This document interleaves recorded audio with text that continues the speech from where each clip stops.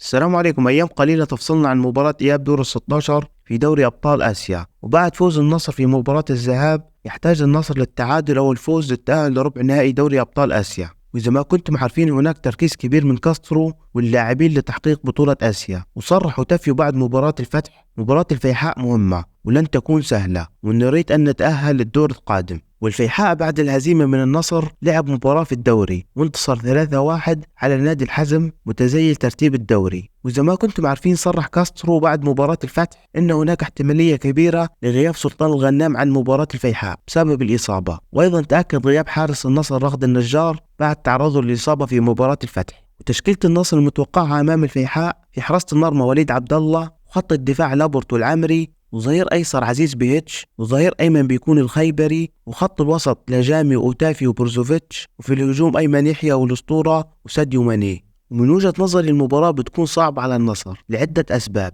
غياب أهم 3 حراس في الفريق، وعدم وجود حارس بديل لوليد عبد الله، وأيضا غياب سلطان الغنام، والغنام من أهم مفاتيح لعب النصر ومهم دفاعيا وهجوميا. وأيضا مدرب ولاعبين الفيحاء بيفعلون المستحيل للتأهل لدور ربع النهائي، خاصة الفريق بيدخل المباراة بدون أي ضغوط، والضغط الأكبر بيكون على النصر بسبب الغيابات المهمة. وتوقعاتي للمباراة بتنتهي بالتعادل الإيجابي أو فوز النصر بهدفين مقابل هدف. وبس تكتبوا لي توقعاتكم في التعليقات، ولا تنسوا اللايك والاشتراك. في أمان الله.